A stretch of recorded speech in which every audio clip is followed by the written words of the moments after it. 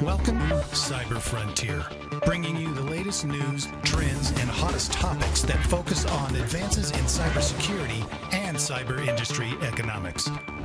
Our expert yet down-to-earth hosts make cybersecurity straightforward.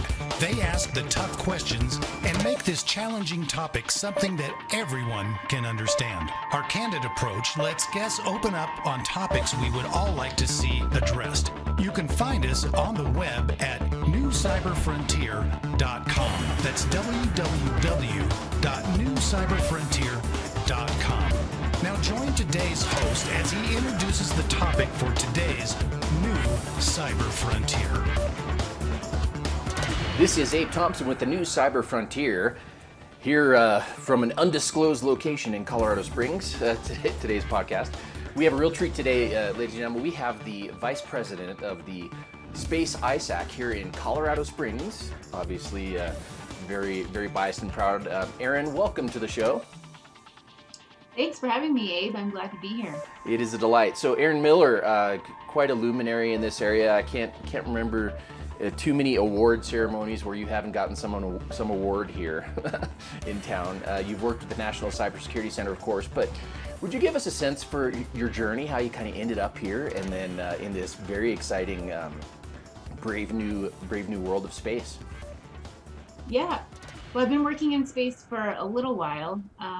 Prior to that, though, I was working strictly technology transfer, just any discipline and research area at the Air Force Academy where they were looking to transfer technology.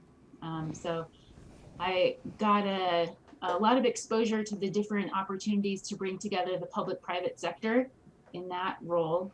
Did that for about 7 years. And we really had a goal actually to establish Colorado Springs as a public-private partnership. So it's pretty amazing that now we're doing that on a global scale out of Colorado Springs. Cool.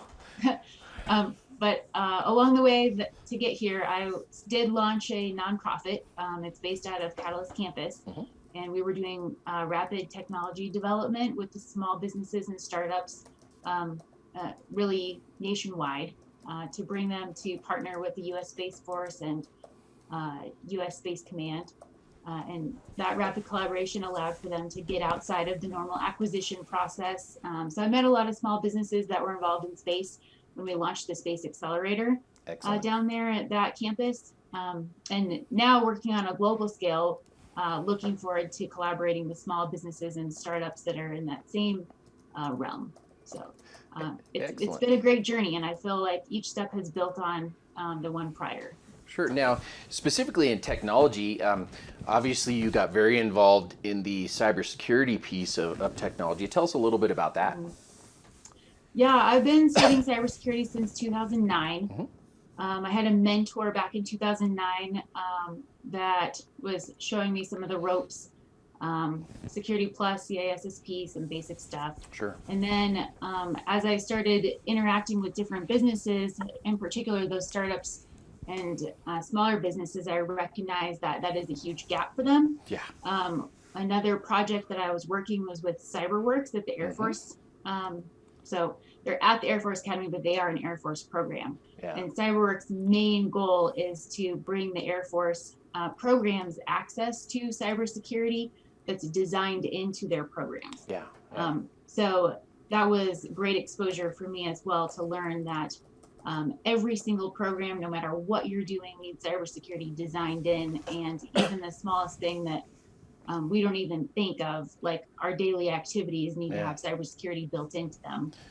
Well, and the way that's part of life. Yeah, the way that CyberWorks synergy happens is but is revolutionary. Another thing that I'm definitely very proud of our city for, and so neat that you've had a chance to be a part of that. Yeah, we really built it from the ground up. Yeah. That one too. I mean, it seems like everything is new, but this stuff has been in the making for 5 to 10 years. It takes a lot of work to lay the foundation. Yeah, it does, and I can appreciate that, having been, sitting there in the early 90s, working with the National Security Agency, and then the FBI and others, trying to establish, the sort of the legal ramifications and the crime side of cyber. And so We didn't even call it cyber back then. I don't know if we, the names have changed forever since then. So yeah, a lot of revolutionary things have happened. Let's take, since we're just about at the 5-minute mark, a quick break for our sponsor. Land, sea, air, space, cyber. It's a domain. It's a place. It's a location. We've got to learn to operate there.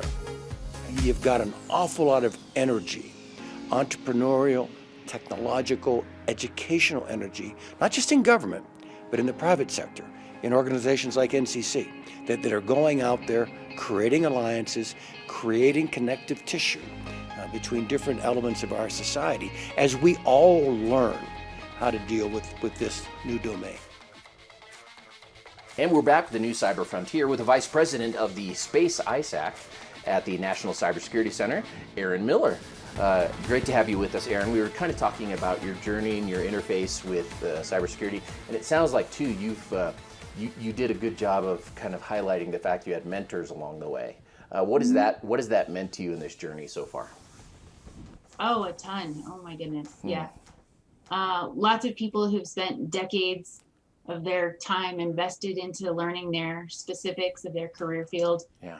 From across the board, from starting companies, acquiring companies, to running large programs, to deeply understanding cybersecurity and cybersecurity of space. Sure. So mentors have come from all places. Also have a mentor who's been part of political appointee type roles. So she is very well versed in the political dynamics of our world. So yeah, and lots of insights from her. Politics, I'm sure, has a lot to do with it. And I know you're in that position where you've got White House attention, and you've got grants and other monies that are going to be flowing in and through the work that the ISAC's doing. So that's very exciting. So in addition to some of those great things, CyberWorks and everything else, the elephant in the room is the ISAC. What is an ISAC? ISAC is Information Sharing and Analysis Center. Space ISAC is not the only one. Right. It's the only space dedicated ISAC. There are about 30 or so ISACs, and there's also plenty of ISAOs, Information Sharing and Analysis Organizations. Sure. And they've been in existence since 1998. There was a presidential directive that came out acknowledging the need to protect our critical infrastructures and bringing together the sectors, the specific critical infrastructure sectors. So that's where we got the finance ISAC, right. IT ISAC, aviation, auto, and we've just been building on that ever since. I believe there's also a water ISAO or ISAC, maritime ISAC. Yep. Anything you can think of that you feel like your life really needs, protection for that particular thing. We all need water. We all need access to transportation, everything like that.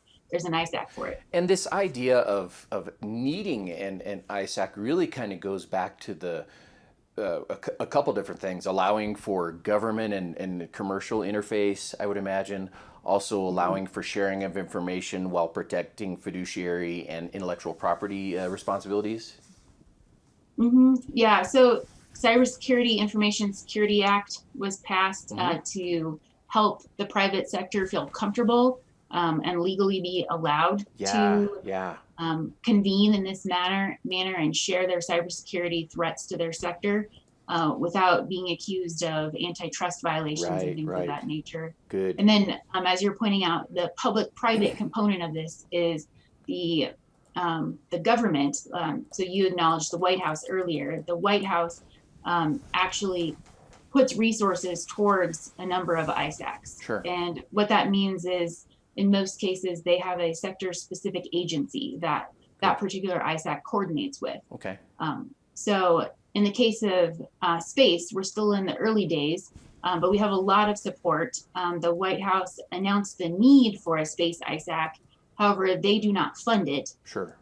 The private sector responded to their announcement for the need. Good. And now we've been pulling together the private sector since then. So the government's not actually a member of the ISAC. It's a partnership. Yet, or is it something that it's designed for them to kind of be an outside entity? They're designed to be a partner, so Gotcha. public-private partnership. Gotcha. Yeah. Gotcha. And there are ISACs where there is a model for the government to join as a member, Sure. but that's not in our current plan. Sure. I mean, maybe somewhere way down the road, then things change. Yeah. But right now, that's not the plan. So then, when you talk about a specific agency, would that mean maybe NASA will play predominantly, or? Yes. Okay. Yeah, the key agencies that are really interested in sharing threat intelligence into the Space ISAC so that the private sector and our entire global space economy is aware of those threats are NASA, I believe NRO will get involved, and then U.S. Space Force will also get involved. So there's a lot of interest from, and DHS, of course, because DHS actually organizes a lot of the collaboration with the ISACs. Sure. Now, we talk about Space Force, and obviously we're excited about that prospect here in Colorado Springs. Can we presume? I know it's one of those kind of loaded questions, but can we presume and hope that because the ISAC has gotten going here and because the interim work is being done here, do you think there's a good chance we'll get to keep Space Force permanently, or at least near term? What do you think?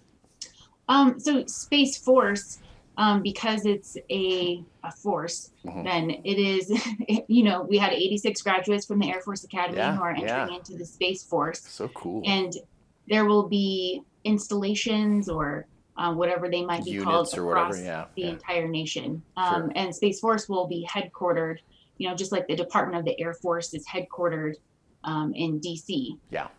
So I believe that to be the case for the Space Force as well. But as However, far a as lot the of command, the resources and assets will be here. And if we are bringing together the commercial sector in a physical environment at the National Cybersecurity Center, where currently the Space ISAC is co-located. So the headquarters are for Space ISAC and NCC are both co-located on just down the road from University of Colorado, Colorado Springs.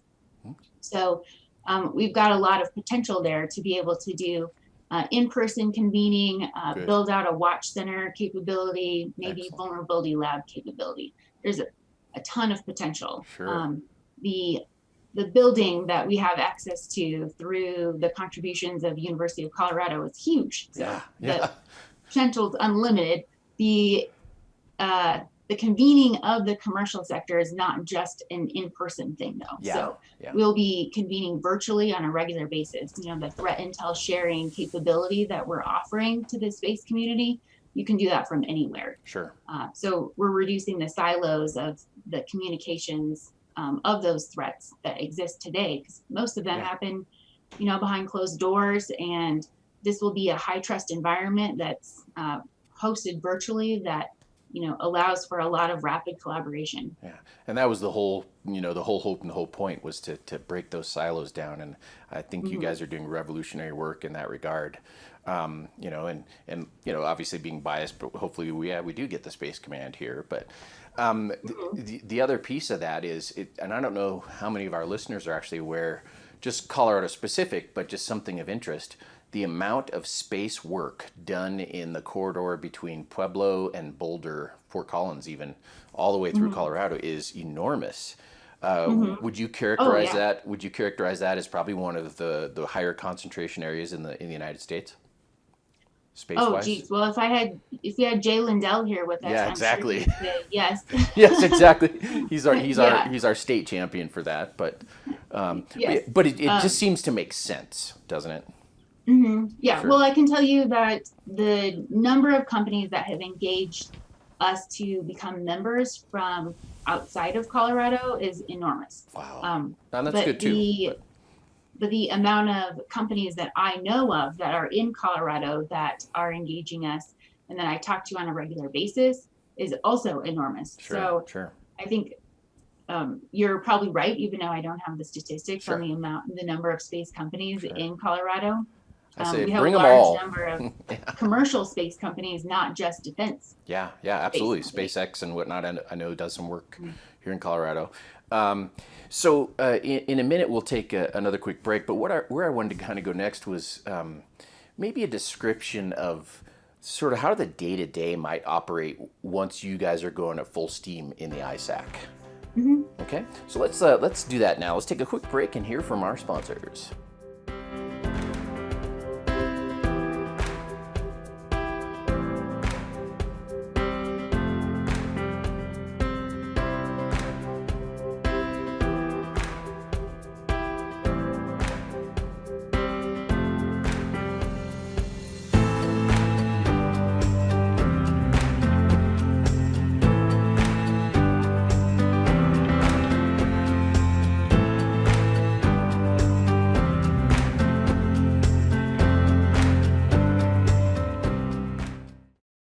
Murray Security Services are your cybersecurity experts with decades of experience providing professional training services for our clients in various industries. We offer professional training and certification in areas of cybersecurity, safety, health, and environmental services at our academy. Our in-person and online training provides a collaborative environment where students can interact directly with instructors through live chats or in private classrooms. Visit murraysecurityservices.com for more information. This is Abe Thompson again with the new Cyber Frontier here with Erin Miller, the Vice President of the Space ISAC at the National Cybersecurity Center here in Colorado Springs. So Erin, once this thing is full up and running and you've kind of built out some of that space, physical space, for space, get it? Nice pun. Once you've kind of built that out, what types of things are we going to see happening there? Yeah, so right now we're targeting our initial operating capability being available in summer of 2020. Exciting.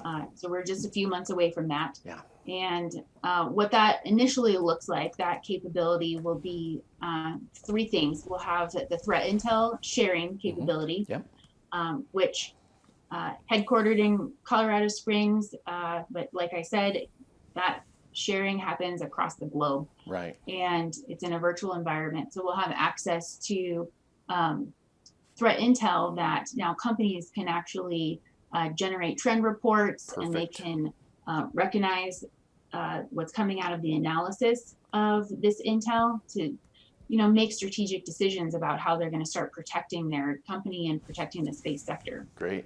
We'll also be able to convene on a regular basis to have workshops, webinars, and discussions about the issues in the facing the space sector.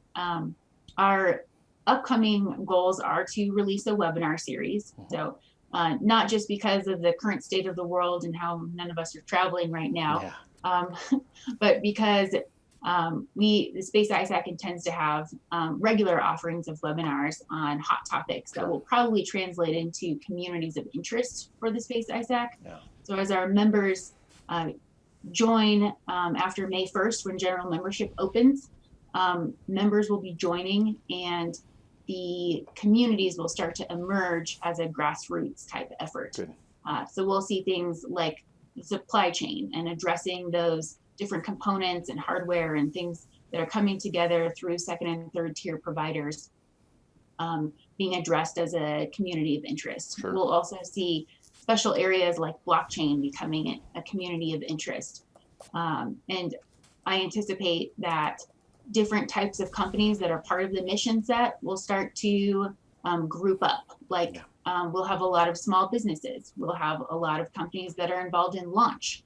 A lot of SATCOM companies. So as they start to group up together and form communities of interest, then there'll be a natural emergence of new recommendations on possibly policy or standards, things of that nature that will come out of the space sector through the Space ISAC. Well, and in cybersecurity education, one of the things that we highlighted at SecureSet was ensuring that our students, eventual graduates and professionals, knew where to go to get and build products that would be relevant to their particular segment of the industry. And for all the global listeners out there, this is just another example of a great way to help address products and resources that might be available to you. Is this something that, so then small companies can buy a membership and then be a recipient of some of the products that flow through the ISAC? Is that eventually the model? Yeah, typically ISACs offer things like benchmarking, obviously the intel reports, training. So all of that will be available to our members. Good, excellent. And so what does it look like now in terms of membership? Is that door open? Are you building members every day? How does that look right now? If someone so we're getting inquiries right now because we have announced pre-registration is open. Good. Okay. And after May 1st, then general membership will be open. And that means anyone can request more information about membership, and then we start putting them through the vetting process. Sure. So that is part of our initial operating capability, that we have a vetting process to join the trusted membership group. Sure. I have to emphasize the trust, because if you're going to build resilience and you're going to have access to intelligence, then the first thing you have to have is trust. Absolutely. So all members will be vetted. And since we're operating on a global scale, then we want every member to know that they have other members' best interests in mind. Yeah. And so if you wanted to point people toward this pre-registration, what type of information can we put out to get those folks looking at you now? You can just go to the Space ISAC website. It's s-isac.org, and you can see there's a place to sign up for our newsletter and to contact us about more information about membership. And there is a whole page on there about membership. We've acknowledged that small businesses aren't going to be able to afford the large business rates. Sure. So if you are a small business and you're listening, just inquire with us directly, and we'll get you what the small business rate is. And we even have the ability to form small business consortiums so that you can partner with your other small business colleagues and join up in that manner. Yeah.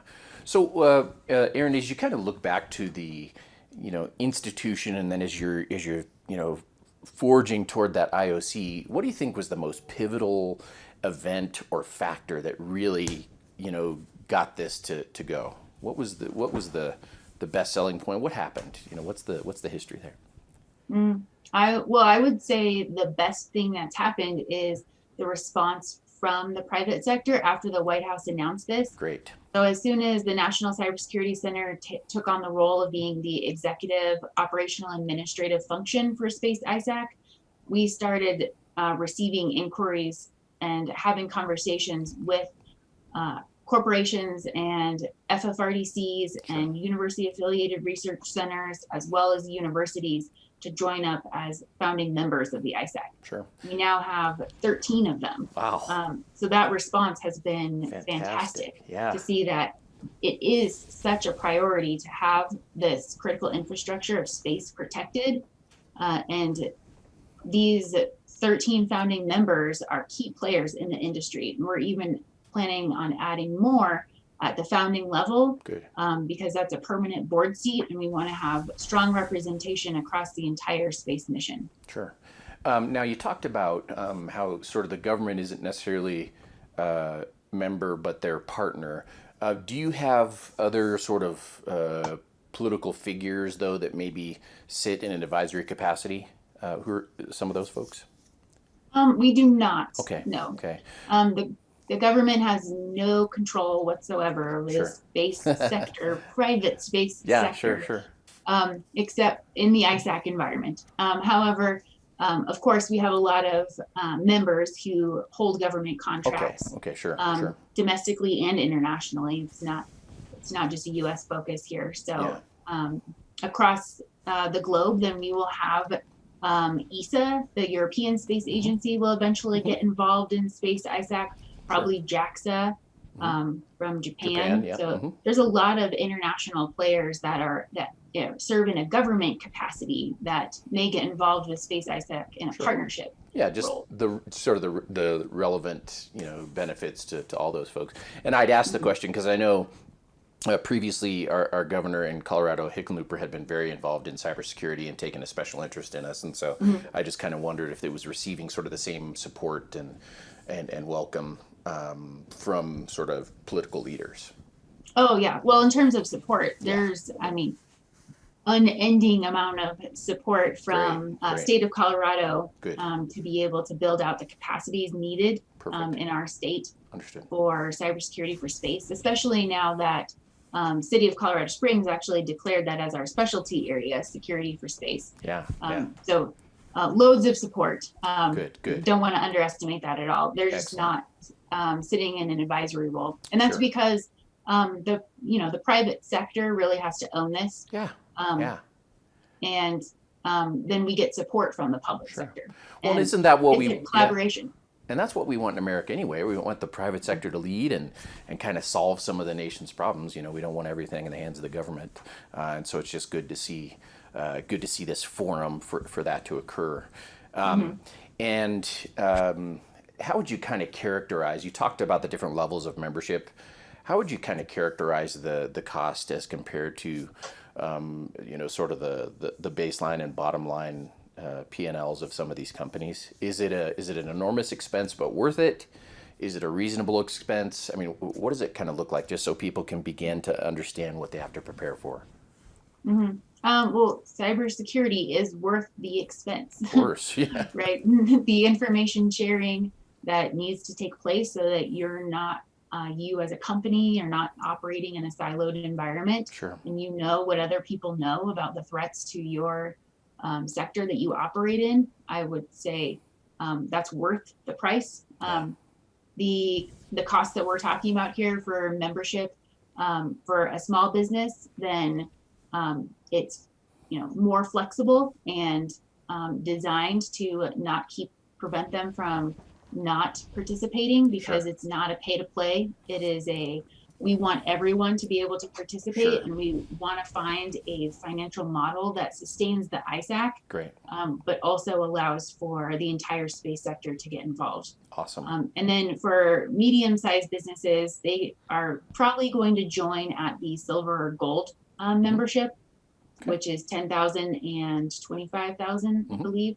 And then we go up to 50,000 for platinum membership. Sure. So you can have a leadership role at all levels. Yeah. Really, the difference between the levels at this stage is the number of people that you plan to bring to the threat intel sharing environment. Great. So the more people that you want, the larger your corporation is or your entity is. Sure. And the more interest you have from your analysts and your security professionals to have a seat in the intel sharing environment, then the more money you have to pay for membership, essentially. Now, that brings up this other question, this other thought. What are they getting in terms of the workforce inside of the ISAC? What does the workforce look like in terms of skills? And if there are people out there that are thinking career change or a way they can contribute, what types of things build up the ISAC team at its full IOC? Well, at IOC, then I would say the networking potential within the Space ISAC is Through the roof. it's not what it will be at FOC, but yeah. it's still quite optimal. I mean, yeah. coming to our security summit that we'll have in DC, and being able to sit in the room with people who walked across the street from the White House to get there, people who are leaders and on the forefront of proliferated LEO constellations and 5G, those players, as well as companies who have been in the industry for a long time, who are creating disposable rockets, things of that nature. Wow. The different types of companies that you'll have exposure to from a networking capacity is quite optimal. Stellar. But then if you think about it as more of a technical exchange type environment, then you're not there for the networking, although that is a byproduct of it. Right. You're going to be exposed to conversations that need to be happening in an international environment about the threats to space. And so they will be technical discussions that get into the details of how to protect your systems. Sure. Erin, is there a great way for folks, I mean, you talked about the newsletter, what other ways can people plug in to stay abreast of the latest and greatest for the ISAC? Well, I would say tune into our webinars that will be available in the latter half of 2020. Okay. Watch for advertisements for our events. The Security Summit that's going to happen in DC will be a big annual members meeting, Okay. As well as our first Security Summit. Okay. And just tracking our publications that we will make available on our website as well. So our members, in partnership with the Space ISAC, will be regularly publishing white papers, op-eds, and other consumable products. Will there be a call for papers or things of that nature? Or is this something you'll more specifically assign to folks? So really, we want to give members the first opportunity to showcase their perspectives and the topics that they think are the highest priority right now. Wow. I mentioned 5G, and I'm sure that will continue to be a topic, as well as supply chain issues. So I see a lot of opportunity also to bring in the public sector into some of those discussions, like U.S. Space Force, as well as NASA, and continue that public-private partnership through our white papers, op-eds, and webinars. Well, Erin, this is just, it's clearly such a phenomenally orchestrated principle, idea, and then actually bringing this to reality. I just have to say congratulations, first of all. Very excited for you, very excited for our city, and for our, for the globe, really, in terms of the impact I know that you guys are going to have. Thank you. And definitely just want to thank you for the time and coming on our show. Yeah, absolutely, Abe. It's been my pleasure. Thank you. Awesome. We will hopefully continue this conversation. I think you'll definitely see Erin again here on the New Cyber Frontier. But my name is Abe Thompson, signing out, and good day. Thank you for listening to New Cyber Frontier. Remember to follow or like our post and circulate each new show to your networks. We keep you informed, bring you the latest news, explore new trends, and find the hottest topics. With New Cyber Frontier, you don't have to be a computer or cybersecurity expert, just get plugged in. We encourage you to get involved. Tell us what topics interest you and join our mailing lists. You can find us on the web at www.newcyberfrontier.com.